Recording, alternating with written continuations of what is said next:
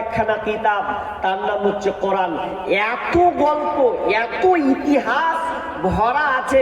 মক্কার মুশরিকরা বলছে আল্লাহ রাসূল কখন ফের আবার কি হলো, হ্যাঁ এত সুন্দর করে গল্প মাখাতে পারছে। হ্যাঁ, মানুষ গল্প এত সুন্দর হয়। কিছু কিছু মানুষ দেখবেন, আমার চাচারা, আমার দাদুরা, দাদুর লেভেলের এখন নাই, পৃথিবী ছেড়ে চলে গেছে। ওনারা যখন ছিলেন এক সময় ছোটবেলাতে আমাদেরকে গল্প শোনাতেন, তো গল্প বলা শুনে এত ভালো লাগতো যে মনে হচ্ছে আবার শুনি, আবার শুনি, আবার শুনি। একটা আরবিতে একটা গল্প খুব ছোট কালে খুব ভাইরাল হতো, আলফুল লাইলা, 1000 রাত, মানে 1000 রাত। এতে কি ঘটনা আছে, তো আগে মানুষ এগুলো দেখেছে। কি আছে গল্পতে, কত মজা আছে। এক রাজা বলছে, রাজার বৈশিষ্ট্য হচ্ছে কি, যে একদিন ও বিয়ে করবে, তারপর দিন সকাল 8টা হবে আর ফাঁসি দিয়ে দেবে। প্রতিদিন বিয়ে করবে আর ফাঁসি দিয়ে দেবে, প্রতিদিন বিয়ে করবে তারপর দিন ফাঁসি দিয়ে দেবে। আচ্ছা, কোন মেয়ে বিয়ে করতে চাইবে? আজকে বিয়ে করবো, কালকে মরতে হবে, দরকার কি? তা একজন মেয়ে বলছে যে আমি করব, দেখি না রাজা মারে কি করে। ও যখন বিয়ে করলে, তো বিয়ে করার পর এবার জানছে যে সকাল 8টার সময় আমার ফাঁসি হবে। তো সকাল 8টার আগে আগে সকাল সকাল গল্প শোনাচ্ছে কাকে? তো রাজাকে। রাজাকে এমন একটা গল্প, চমকদার গল্প শোনাতে লাগলো, এমন গভীর তথ্য গল্প শোনাতে লাগলো, রাজার মেজাজ গেল উল্টো দিকে। আরে তারপরে কি রে? বলছে বলবো না, তারপর দিন বলবো। মারবেন তো মারবেন, নাহলে শুনবেন তো থাকেন, রাখেন আমাকে। তো বলছে না, তোকে মারবো না, তারপর দিন গল্পটা শুনবো। তারপর দিন গল্প, তারপর দিন বলছে এমন জায়গায় ঠেকছে, রেখেই দিচ্ছে, সমাপ্ত করছে না। মানে চমকদার কথা বলে থেকে যাচ্ছে। যেমন দেখবেন বাংলার সিরিয়াল, জি বাংলা, এই সিরিয়াল গুলো দেখবেন এমন ভাবে হয় না? পাঠ হয়তো একটা সিরিয়ালকে চালাবে 3 বছর, 5 বছর, 7 বছর, 10 বছর, এরকম সিরিয়াল যায়। আর মা বোনরা তো বুঝতে পারছেন কি হবে রে, কখন কিরণকে মেরে দিলে নাকি রে, ও আর ভাত খাবে না। তারপর দিন দেখবেন প্রতিদিন লাগাবে।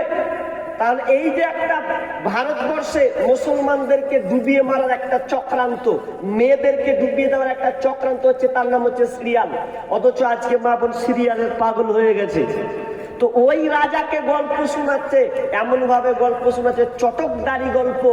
সবাই মা রাজা বলছে তোকে মারবো না, তারপর দিন করতে করতে করতে করতে 1000 পার হয়ে গেল।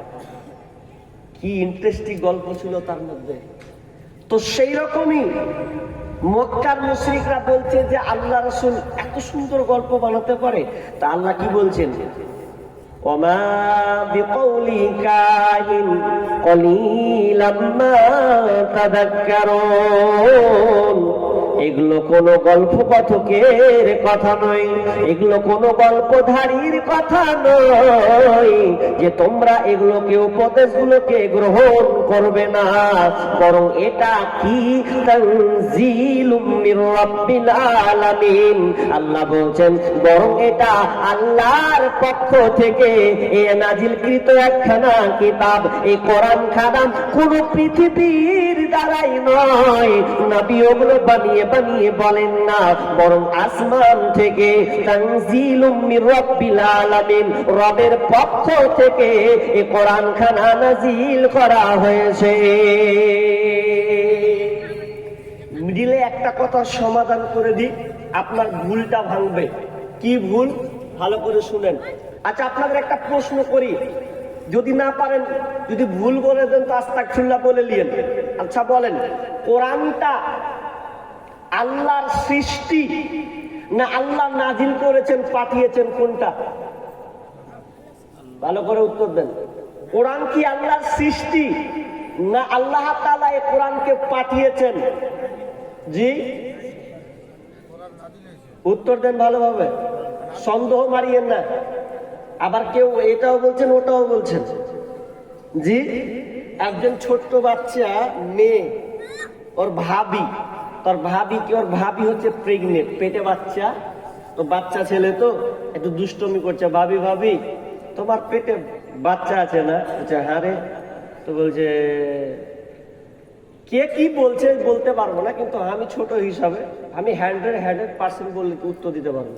কি যে তোমার পেটে কি আছে না আছে, ছেলে আছেন, বাচ্চাটা কি হবে না হবে এটা আমি বলে দেবো, আর যদি উত্তর আর যদি না হয় তাহলে আমি আমার কান কেটে ফেলে দেবো। তখন ভাবি তখন বলছে যে বল বল কি হবে, আমার পেটে কি আছে বল, তোর থেকে শুনি। কত চালু মাল দেখেন। ওকে বলছে আপনার পেটে কি আছে আমি বলে দিতে পারবই, আর যদি আমার কথা সঠিক না হয় তো দু কান কেটে ফেলে দেবো। তো বল তাহলে কি আছে। তখন ও ছোট বাচ্চা ভাবে আপনার পেটে কি আছে, আপনার পেটে যে বাচ্চাটা দুনিয়াতে আসবে, প্রসব হবে, আমি 100-100 বলে দেবো, ছেলে হতে পারে মেয়ে হতে পারে। কত চালাক বুদ্ধি, মানে দুটাই উত্তর দিয়ে চাইবে, ছেলেও হতে পারে মেয়ে হতে পারে, তো কি হবে, ছাগল বকরি হবে হাজি। কত ছোট বাচ্চা। তো আপনাদের উত্তরগুলো সেই রকম যে কোনটা বলবার কোনটা ছাড়বে। এক চান্সে উত্তর দেন যে আল্লাহ তাআলা কোরআনটা এটা আল্লাহর সৃষ্টি না আল্লাহ পাঠিয়েছেন, এটা নাজিলকৃত কিতাব, কোনটা? জি আল্লাহ পাঠিয়েছেন। এটা নিয়ে একটা ঝামেলা শুরু আছে। কি ঝামেলা? ইমাম আহমদ বিন হাম্বল তিনি বিখ্যাত একজন মুহাদ্দিস, হাদিসের পণ্ডিত। তো তিনি বাগদাদ শহরে জন্মগ্রহণ করেছেন। সেই সময় একটা তোলপাড় শুরু হলো, দুপক্ষ আলেম। এক পক্ষ আলেম হলো বাদশা মুতাসিম বিল্লাহর সঙ্গে, আর তিনি একাই রয়ে গেলেন। কি হলো? আল কোরআন মাখলুকুন, কোরআন হচ্ছে আল্লাহর সৃষ্টি। আর ইমাম আহমদ বিন হাম্বল বলছেন জি না, যারা বলেছে আল কোরআন মাখলুকুন তারা ভুল বলেছে, কোরআন আল্লাহর সৃষ্টি হতে পারে না, বরং আল কোরআন কালামুল্লাহ, এটা হচ্ছে আল্লাহর কালাম, ওয়া লাইসা বিমাখলুকিন, এটা কোনো আল্লাহর সৃষ্টি কিতাব নয়। বাদশার ব্রেন গেছে ঘুরে। বাদশা মুতাসিম বিল্লাহ বলছে ইমাম আহমদ হাম্বলকে ভর জেলে ভর, এ আমার কথা আমার মতে নেই। সব আলেম এসে বলছেন আপনি এক কাজ করেন, আপনি কত মার খাবেন, বাদশা শুনবে না, আপনি আমাদের দিকে সাপোর্টার হন। বলছে দরকার নেই, আমাকে মেরে ফেলে দিলে কোন ব্যাপার নেই। জেলে দারোয়ান দিয়ে পিটাচ্ছে, মারছে, রক্তাক্ত করে দেওয়া হলো পিঠকে, এমনকি ঘাড় মেরে মেরে ঘাড়কে ভেঙে দেওয়া হলো। এরপরে বলছে বাদশা বলছে বলো এখনো তুমি দাবি করছো কোরআন আল্লাহর কালাম, এটা সৃষ্টি, বলতে হবে তোমাকে এটা আল্লাহর সৃষ্টি, একখানা কিতাব। বলছে না আমি বলতে পারবো না, যতক্ষণ আমার রক্ত চলছে, প্রবাহিত মান চলছে, আমার শ্বাস যতক্ষণ পর্যন্ত আছে আমি নাকচ করি না, আমি বলবো না যেটা আল্লাহর সৃষ্টি, বরং এটা আল্লাহর কিতাব, আল্লাহর কালাম। বলছে একে আর ছাড়া যাবে না। মারতে মারতে মারতে মারতে হাতিকে যেমন মারলে হাতি পলুড়ে আপনার কিনা ওপর থেকে নিচে জমিনে পড়ে যাবে, এত মার তাকে দেওয়া হলো, অথচ একবারও সিনি বলছেন না, বরং আল্লাহকে বলছেন মাবুদ রে, এ আমার রব তুমি শোনো, এই জালিম শাসক আমাকে মারছে ঠিক আছে, কিন্তু আল্লাহ তোমার কাছে আমার একটাই আবদার আছে, আমি একেবারে অচল হয়ে গেছি, আর আমি পারছি না, তবে আল্লাহ রে আমার পরনে যে পোশাকটা আছে এই পোশাকটা যেন খুলে না যায়, আমার পায়জামাটা যেন নিচে না পড়ে যায়, কারণ আমার পায়জামা ধরে আছে, বাঁধবো এইরকম আমার হাতে কোনো শক্তি নাই যাতে আমি উলঙ্গ না হয়ে যায়, আমার পায়জামাটা যেন আটকে যায়। যখন ইশারার মধ্যে বললাম সঙ্গে সঙ্গে তার পায়জামাটা আটকে গেল। আলেমরা এসে বলছেন আপনি এত কেন মার খাবেন, কি দরকার আছে, সামান্য একটা কথা।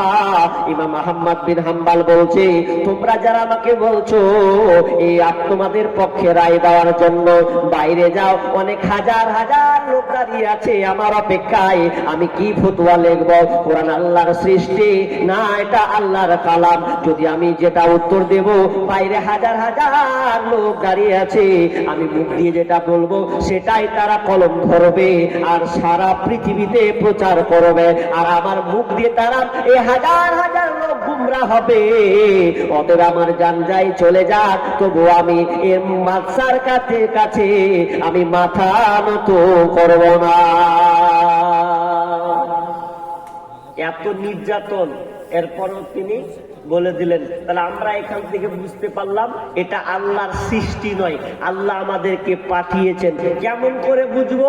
যদি আমরা এই কোরআনকে ভালো করে বিশ্লেষণ করি, তাহলে কোরআনের কাছ থেকে আমরা উত্তরটা পেয়ে যাব। এটা এক ধাপ আপনাকে বলবো, একটু আরেকটু আগিয়ে যাই। তাহলে এই কোরআন আল্লাহর পক্ষ থেকে এসেছে, কেন এসেছে এটাও আপনাদের বেশি একটু টাচ করব।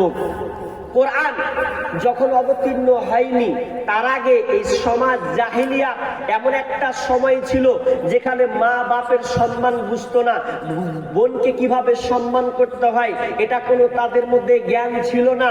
একটা গ্রামে গ্রামে কিভাবে থাকতে হয়, শুধু মারামারি, হানাহানি, কাটাহাটি, ছিনতাই, নারী ধর্ষণ, এই বাচ্চা শিশুকে হত্যা করে দেওয়া বিরাট ভাবে চলতো যতক্ষণ না কোরআন এসেছে। নবী যখন দেখছেন যে মক্কার লোকেরা এরা কি যেন কীর্তিকলাপ করছে, এরা কি কোনোদিন শুধরাবে না, এদের কোনোদিন হুঁশ ফিরবে না, তো তিনি ঘরে বসে ভাবছেন আর ভাবছেন আর ভাবছেন। তো রাত অনেক গভীর হয়ে গেছে, ভাবতে ভাবতে এক পর্যায়ে তিনি একটা ছোট্ট শিশুর আওয়াজ শুনতে পেলেন, বাচ্চা শিশু আওয়াজ শুনতে পেলেন।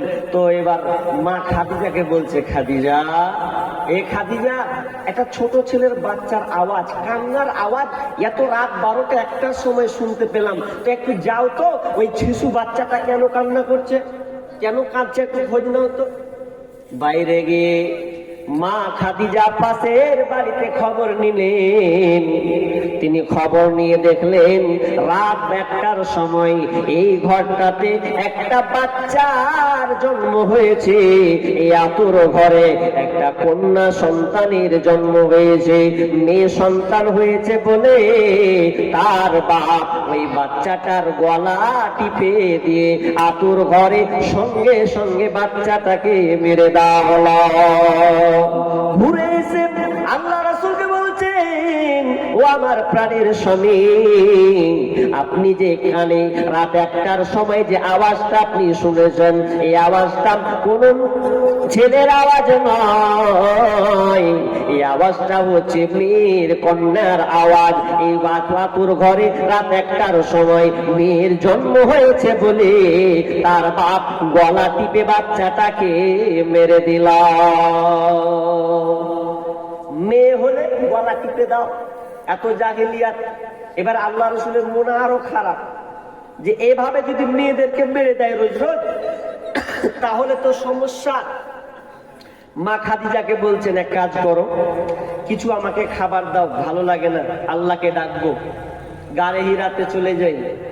গারে হিরাতে যেতে যেতে কিছু খাবার নিয়ে গাড়ি হেরায় উঠে গেলেন। ইমাম বুখারী আলাইহি রাহমাত তিনি বর্ণনা করেন, তিনি বলছেন আল্লাহর রাসূল একদিন নয়, 2 দিন নয়, 1 মাস নয়, 2 মাস নয়, টানা 6 মাস গাড়ি হিরাতে শুধু আল্লাহকে ডাকতে লাগলেন।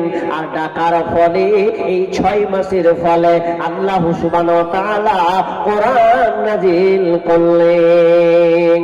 কোন বেরাহি মনোদাসে হীরা গুহার মাঝে, কার বিরাগে চোখের পানি ছড়াই সকাল সাজে, ছাড়লো বাড়ি কিসের আশায়, বাঁধলো বাসা হীরা গুহায়, ছাড়লো বাড়ি কিসের আশায়, বাঁধলো বাসা হীরা গুহায়, কার বিরহে আকুল আশা অন্তরে তার বাজে, কোন বিরাহি মনোদাসী হীরা গুহার মাঝে। হঠাৎ হলো জানা জানি কানা কানি, আসলো প্রিয় আসিম বাণী, আধার ধরা আলো হলো, আধার ধরা আলো হলো কোরআন নূরের তাজে, কোন বিরাহি মনোদাসী হীরা গুহার মাঝে। কোরআন যখন এলো আস্তে আস্তে মক্কা নগরী আস্তে আস্তে যেন পাল্টে যাচ্ছে। যখনই কোরআনকে তারা পরিপূর্ণভাবে পেয়ে গেল, যারা ছিল আপনার লম্পট তারা হয়ে গেল আপনার ইমানদার, যারা ছিল ডাকাত চোর তারা হয়ে গেল রক্ষণা রক্ষণাবেক্ষণকারী তারা হয়ে গেলেন আমানতদার, যারা ছিলেন আপনার ধর্ষণকারী তারা হয়ে গেলেন জিম্মেদার মেয়েদেরকে কন্ট্রোলে রাখার জন্য। তাহলে এখন জাহেলিয়াত কেন দূর হলো? তো একমাত্র কোরআন এসেছে, আর কোরআন যখন তাদের ছোঁয়া লেগেছে আর কোরআনের ফলে তারা হিদায়াতের রাস্তা পেয়েছে। কিন্তু হতভাগা মুসলমান, আমাদের কাছে কোরআন থাকার পরেও আমরা নিজেরা ইমানদার পাকাপুত্র হতে পারিনি। এখন পর্যন্ত আমরা শান্তিতে নাই, অশান্তিতে ভুগছি। একজন মালদার একজন বিখ্যাত আলেম শাইখুল হাদিস, তিনি অনেক কবিতা লিখেছেন। তো তিনি বলছেন, এ মুসলমান, তোমরা এই সোনার মতন দামি একখান কিতাব রেখেছো ঘরে, এই ঘরে কিতাব রেখেছো, আর শান্তির জন্য তোমরা বাতিলের দ্বারে দ্বারে ঘুরে বেড়াচ্ছ। যেখানে তোমার শান্তি আছে ওই কি আসমানি কিতাব এ কোরআনকে তোমরা আলমারিতে একদম জুজদান দিয়ে বেঁধে রেখে দিয়েছো, অথচ সেই কোরআন তোমাকে শান্তির বার্তা দেবে, ওখানে আছে শান্তি কল্যাণ। কিন্তু এই কোরআনকে বাদ দিয়ে তোমরা বাতিলের দ্বারে দ্বারে তোমরা কালমাস থিওরি মতবাদ, যত দুনিয়াবি যত মতবাদ আছে সেগুলোর পেছনে তোমরা ছুটছ। তাহলে জেনে নাও তোমরা মার খাবে। আজকে আমরা মার কেন খাচ্ছি? আমরা লাঞ্ছিত কেন, পদতলিত কেন? আসলে আমরা কোরআনকে ছেড়ে দিয়েছি। আচ্ছা, আমরা কখন কোরআন ধরেছি গো? কখন আমরা কোরআনকে মেনেছি বলতে পারবেন? জি না, কোরআনকে মেনেছি আংশিক। কতটুকু? যতটুকু আমার দরকার ততটুকু, যতটুকু আমার খুব জরুরি ততটুকু। কিন্তু আমরা আসলে প্র্যাকটিক্যালে কোরআনকে আমরা মানতে পারিনি। যদি আমরা কোরআনকে মানতাম তাহলে সারা পৃথিবীর মুসলমানকে দেখে মাথা নিচু করে দিত। কিন্তু তারা আজকে আমাদেরকে বুক ফুলিয়ে আঙুল দেখাচ্ছে, চোখ দেখাচ্ছে। তার কারণ একটাই, যে আমরা কোরআনকে ছেড়ে দিয়েছি, এই জন্য আমাদের হালাত। হাজি, যারা কোরআনের ভুল ধরছে ওরা আবার মুসলিম হয়ে যাচ্ছে। কোরআনকে ভুল ধরতে গিয়ে ইসলাম গ্রহণ করে তারা নীরব থেকে যাচ্ছে। আর আমরা দেখেন ঘরে ঘরে আমরা কোরআন নিয়েছি, এখন পর্যন্ত কোরআনটাকে পড়তে শিখলাম না। বলছি আপনাকে, একজন ইংরেজের আমলে একটা ঘটনা আছে। একজন অনেক কোটিপতি লোক, ওর মনে শান্তি নেই, একটু শান্তি নেই। কি করবে? শান্তি নেই। তখন বলছে, কি করব, কোথাও যাচ্ছি তো শান্তি পাই না, ডাক্তারও লিখছে, কোনো কাজ হচ্ছে না। তো একটা লোক বলছে, এক কাজ কর, একটা গ্রামের একটা মৌলবি আছে, ও মৌলবির কাছে যা। মৌলবির কাছে গেলে ও কিছু ভালো টিপস দেয়। ও কোরআন পড়া লোক, একজন আলেম মানুষ, আল্লাহওয়ালা মানুষ। তো ওর কাছে গেলে একটু তোমার ওষুধ পাওয়া যায় কিনা। পৃথিবীর সবার কাছে দ্বারস্থ হলে তো ওই আলেমটার কাছে যাও, দেখো তো তোমার রোগের ওষুধ খুঁজে পাও কিনা। তো লোকটা গিয়ে বলছেন, মৌলভী সাহেব, কি বলছেন গো? বলছে, আমি খুব একটা অসুখে পড়েছি, অসুখটা মারাত্মক অসুখ। কি হয়েছে? বলছে, ঘুম হয় না, এত ঘুমের ওষুধ খাচ্ছি, ঘুম হচ্ছে না, টেনশন আর টেনশন। তো এর কি কোনো কোরআনে ওষুধ আছে? একটু উত্তর দেন তো ভালো হয়। অনেক ডাক্তারের কাছে ঘুরলাম, ভালো হচ্ছে না। তখন বলছে, আমি আবার কি ওষুধ দিব? তবে একটা কাজ করতে পারবো। কি? আচ্ছা, আপনি তো ইংরেজি বুঝেন না, তা আপনি ইংরেজি বুঝেন তো ইংরেজি যখন পড়েন তো আপনাকে একটা ইংরেজি কিতাব কোরআন দিব, মানে এই মানে যখন কিতাব দিব তখন ছাড়ে ভাই ছাড়, মাইকে দোষ আছে, আমার দোষ নেই। হ্যাঁ, এখান থেকে বললো স্পিড ভালো হয়, কিন্তু এখানে ভোর ছিটান করে আওয়াজ আছে, গন্ডগোল আছে ওখানে। দুনিয়ার মাইক খেয়ে খেয়ে বড় হয়ে গেল। কি বলছি ভালো করে বুঝেন। যে ও বলছে যে আপনি আমাকে একটা ঔষধ দেন, ঔষধ। তো ঔষধটা যখন দিছে তো কি ওষুধ জানেন? এ কোরআনটা দিলে, কোরআনটা দেওয়া বলছে বাড়ি যান, আপনি তর্জমাগুলো দেখবেন, আরবি না পড়তে পারবেন, তর্জমাগুলো দেখে দেখে দেখে দেখে দেখেন আপনার রোগ খুঁজে পান কিনা। ই তো হুবে কোরআন নিয়ে চলে গেছে বাড়ি নিয়ে যে সূরা বাকারা শুরু করেছে, এ রোগ খুঁজে পায় না। সূরা বাকারা গেল, সূরা আল ইমরান গেল, সূরা মাইদা গেল, এ করতে করতে করতে করতে 29 পারা পর্যন্ত চলে গেছে। ও ভদ্রলোক এখনো তার অসুখের রোগ লোকটার সমাধান খুঁজে পায় না। মৌলবীর কাছে এসে বলছে, মৌলবী সাহেব, আপনি যে আমাকে কোরআনটা দিলেন, এই কোরআনে তো কোনো ফলাফল আমি খুঁজে পাই না। বলছে তাহলে কি হলো, কোরআন কি সম্পূর্ণ কমপ্লিট হয়েছে, 30 পারা হয়েছে? বলছে না, আর 12 খান পাতা বাকি আছে। বলছে ওই 12 খান পাতা খান নিয়ে আবার বাড়িতে যাও, বাড়ি গিয়ে আবার তালাশ করো, ওখানে তোমার রোগ ঢুকে আছে, ওখানে তোমার সমাধান তুমি পেয়ে যাবে।